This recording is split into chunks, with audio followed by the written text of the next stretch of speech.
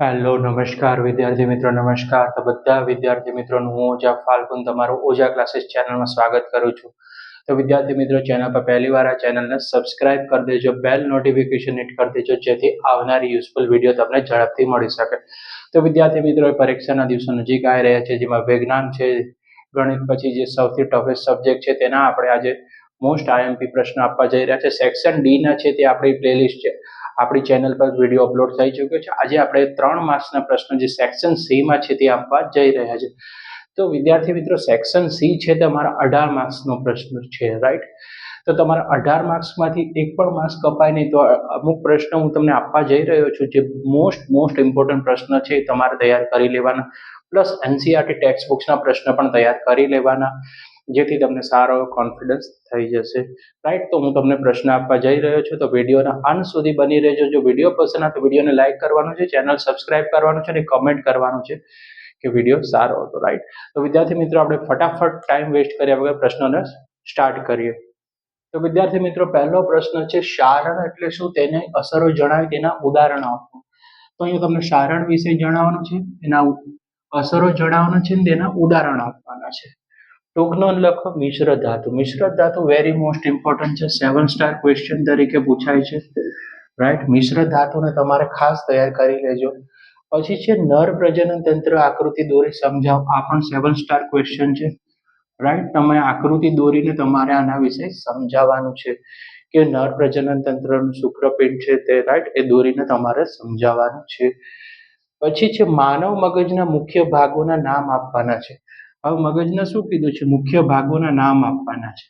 આમાં અગ્ર મગજ વિશે સમજાવવાનું છે, આકૃતિ જરૂરી છે.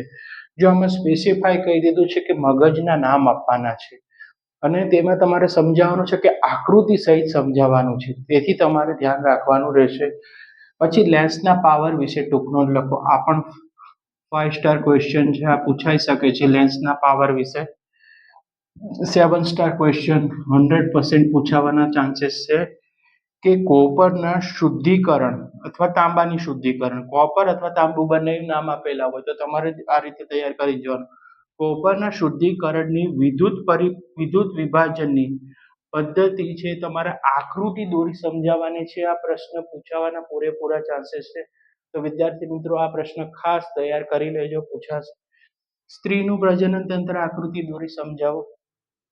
માનવ વસ્તી નિયંત્રણ પદ્ધતિ પણ પૂછી શકે છે, પણ પુરુષનું પ્રજનન તંત્ર અને સ્ત્રી પ્રજનન અને આજે, રાઈટ, માનવ વસ્તી નિયંત્રણ, આ 3 પ્રશ્ન દર વખતે પૂછાતા હોય છે. પછી છે પરાવર્તિત કમાન એટલે શું. પરાવર્તિત કમાન એટલે શું? પરાવર્તિત કમાનની તમારે નામ નિર્દેશ વાળી આકૃતિ દોરી સમજાવવાની છે, રાઈટ? તો પરાવર્તિત કમાનની તમારે પ્રશ્ન તૈયાર કરવાનો રહેશે.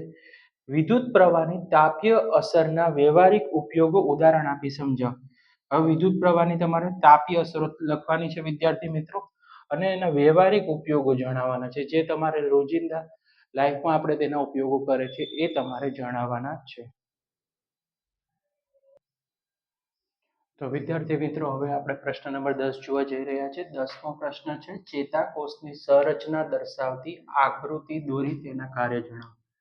ચેતાકોષ દોરવાનો છે, સંરચના, અને તેના શું કરવાના છે અહીંયા વિદ્યાર્થી મિત્રો, આકૃતિ દોરીને કાર્ય જણાવવાના છે, રાઈટ? તો આ પ્રશ્ન વેરી મોસ્ટ ઇમ્પોર્ટન્ટ, આ ખાસ પૂછાશે, ખાલી નામ બદલાતું હોય છે. 7 સ્ટાર ક્વેશ્ચન કહી શકાય. છેલ્લે પાટલી પર બેઠેલા વિદ્યાર્થીનું બ્લેકબોર્ડ પરનું લખાણ. વિદ્યાર્થી પાછળ બેઠો છે, તેને બ્લેકબોર્ડ પરનું લખાણ વાંચવામાં શું પડે છે, તકલીફ પડે છે. તો આ બાળકને કઈ ખામીથી પીડાતો હશે તેનું નિવારણ કઈ રીતે કરી શકાય તે આકૃતિ દોરી સમજાવે. કોઈ વિદ્યાર્થી મિત્રો છે જે છેલ્લી પાટલી પર બેઠો છે, તેને વાંચવામાં શું થાય છે, બ્લેકબોર્ડ પર તકલીફ પડે છે, તો તે કઈ ખામી હશે, તે તમારે કઈ ખામીથી પીડાતો હશે તે જણાવવાનું છે અને તમારે આકૃતિ દોરવાની છે કઈ ખામી છે, રાઈટ? લઘુ દ્રષ્ટિ અને ગુરુ દ્રષ્ટિના પ્રશ્ન તમારી એક્ઝામમાં પૂછાતા હોય છે, તો એ પ્રશ્ન ખાસ તૈયાર કરી લેજો. ઓઝોન કેવી રીતે નિર્માણ પામે છે. હવે ઓઝોનનું તમારે નિર્માણ વિશે સમજાવવાનું છે. ઓઝોન સ્તરની અગત્ય જણાવો. 7 સ્ટાર ક્વેશ્ચન છે વિદ્યાર્થી મિત્રો, ઓઝોન વિશે પૂછાશે. ઓઝોન વિશે જૈવિક વિશાલન, આહાર શૃંખલા, આહાર ઝાડ. આ પ્રશ્ન ખાસ તૈયાર કરી લેજો. આ પ્રશ્ન પૂછાવાના પૂરેપૂરા ચાન્સીસ છે. નિવસન તંત્ર કરી લેજો. પર્યાવરણ ઘણીવાર ટૂંકનોંધમાં 2 માર્ક્સમાં પૂછી લેશે, તો પર્યાવરણ ટૂંકનોંધ પણ કરી લેવાની.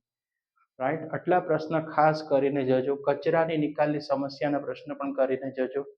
રાઈટ રાઈટ તો આ રીતે તમારે તૈયારી કરવાની છે. જૈવિક ઘટકો અને અજૈવિક ઘટકો પણ કરી નાખજો.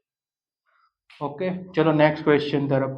અવરોધોનું 7 સ્ટાર ક્વેશ્ચન છે. અવરોધોનું શ્રેણી જોડાણ સમજાવી શ્રેણી જોડાણના સમતુલ્ય અવરોધોનું સૂત્ર તારવો. હવે તમારે ધ્યાન રાખવાનું છે, આ પ્રશ્ન 7 સ્ટાર ક્વેશ્ચનમાં આવે છે. શ્રેણી જોડાણ અને સમાંતર જોડાણ બંને રીતના જોડાણ છે. એને લઈને પ્રશ્ન આવશે. 3 માર્ક્સમાં દાખલો પણ આવશે અને 2 માર્ક્સમાં પણ દાખલો આવશે. જે તમારી ટેક્સ્ટ બુક છે એનસીઆરટી, એમાંથી તમારે દાખલા તૈયાર કરવાના રહેશે. દાખલો આવડે તો અટેન્ડ કરવાનો, નહીં તો તમને પ્રશ્ન ઓપ્શનમાં મળતા જ હોય છે, તો એ કરી લેવાનું. સંયોગીકરણ પ્રક્રિયા ઉદાહરણ આપી જણાવો. તો તમારે સંયોગીકરણની પ્રક્રિયા છે તે તમારે ઉદાહરણ આપીને જણાવવાનું છે. રાઈટ. જૈવિક વિશાલન વિશે ટૂંકમાં સમજાવો અને તફાવત આપો ધાતુ અને અધાતુના. તો તમારે વિદ્યાર્થી મિત્રોને ધાતુ અને અધાતુના શું કરવાના છે? તફાવત આપવાના છે. બરાબર, રાઈટ. તો આટલા પ્રશ્ન ખાસ કરી લેવાના. તો વિદ્યાર્થી મિત્રો નેક્સ્ટ પ્રશ્ન જ રહેશે કે માનવમાં ગર્ભનિરોધન વિવિધ રીતો જણાવો અને કોઈ પણ 2 વિશે સમજાવો. તમારે ગર્ભનિરોધન પદ્ધતિ વિશે જણાવવાનું છે કે ગર્ભ કઈ રીતે રોકી શકાય. રાઈટ, એની પ્રશ્ન છે. પછી આ મોસ્ટ આઈએમપી સમ છે. 7 સ્ટાર ક્વેશ્ચન છે. 2f થી થોડે દૂર રહેલી વસ્તુનું બહિર્ગોળ લેન્સ વડે રચાતા પ્રતિબિંબનું તમારે સ્થાન દર્શાવવાનું છે. પ્રકાર અને પરિમાણ દર્શાવતી આકૃતિ દોરી સમજાવવાનું છે. તો વિદ્યાર્થી મિત્રો 100% પૂછાશે. બહિર્ગોળ લેન્સમાં પ્રતિબિંબનું સ્થાન, પ્રકાર અને તેની પરિમાણને દર્શાવતી આકૃતિ દોર 110% પૂછાવાના ચાન્સીસ છે. તો આ પ્રશ્ન ખાસ કરી લેજો. નેક્સ્ટ ક્વેશ્ચન છે. ઉભયગુણી ઓક્સાઇડ એટલે શું? ઉદાહરણ આપી સમજાવો. આ પણ 7 સ્ટાર ક્વેશ્ચન છે. પછી નેક્સ્ટ ક્વેશ્ચન છે. 400 વોલ્ટનું સમ છે, ઇમ્પોર્ટન્ટ સમ છે, ખાસ કરજો.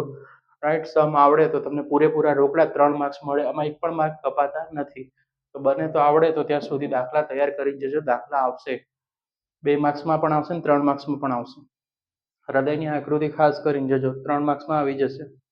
મૂત્રપિંડની આકૃતિ ખાસ કરીને કરજો, 3 માર્ક્સમાં આવી જશે. ખાલી ભાગ જ દર્શાવવાના હોય છે, આકૃતિ દોરેલી તમારે નામ જ દર્શાવવાના હોય છે. ચલો નેક્સ્ટ ક્વેશ્ચન, 20મો ક્વેશ્ચન, લાસ્ટ ક્વેશ્ચન, ઇમ્પોર્ટન્ટ છે. 400 વોલ્ટનું રેટિંગ ધરાવતું વિદ્યુત રેફ્રિજરેટર ફ્રીજ છે. રાઈટ, 400 વોલ્ટનું રેટિંગ ધરાવે છે. 8 કલાક પ્રતિ દિવસ ચલાવવામાં આવે. હવે 400 વોલ્ટનું રેટિંગ હોય, 8 કલાક દિવસમાં ચલાવવામાં આવે છે. ₹3 પ્રતિ કિલોવોટ અવરના લેખે 30 દિવસ માટે ચલાવવા માટેની ઉર્જા કેટલો ખર્ચ થાય? બરાબર. તો વિદ્યાર્થી મિત્રો આ પ્રશ્નનો તમે દાખલો ગણશો તો તમને આસાનીથી ખબર પડશે. 400 વોલ્ટનું રેટિંગ ધરાવતું ફ્રીજ છે, 8 કલાક દિવસમાં ચલાવવામાં આવે છે અને ₹3 પ્રતિ કિલોવોટના લેખે 30 દિવસનું તમારે શું કરવું છે? ચલાવવા માટે ઉર્જાનો ખર્ચ કેટલો થશે? તો વિદ્યાર્થી મિત્રો આ હતા 3 માર્ક્સના તમારા આઈએમપી પ્રશ્નો. રાઈટ, તો તમને વિડીયો પસંદ આવે તો વિડીયોને લાઈક કરી દેજો. ચેનલને સબસ્ક્રાઇબ ના કરી તો સબસ્ક્રાઇબ કરી દેજો અને સારો એવો કમેન્ટ કરી દેજો. વિડીયો તમારા મિત્રો અને ફ્રેન્ડ સુધી શેર કરી દેજો, જેથી એમને પણ આ વિડીયોનો લાભ મળે, બેનિફિટ મળે. આ પ્રશ્ન કરજો, પ્લસ ટેક્સ્ટ બુકના પ્રશ્ન કરી દેજો. Thanks for watching. હવે આપણે નેક્સ્ટ વિડીયોમાં મળશું, જે 2 માર્કના પ્રશ્નો હશે તમારા માટે.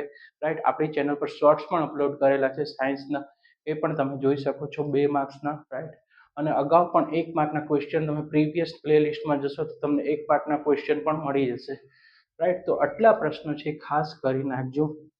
રાઈટ, તો તમારો સારા એવા માર્ક્સ આવી શકે સાયન્સમાં, અને ટેક્સ્ટ બુકના પ્રશ્ન પણ કરતા રહેજો. આ પ્રશ્ન ખાસ કરી લેજો, આ બોર્ડના પૂછાઈ ગયેલા ક્વેશ્ચન છે, પ્લસ પૂછાવાની શક્યતા ધરાવતા પ્રશ્ન છે.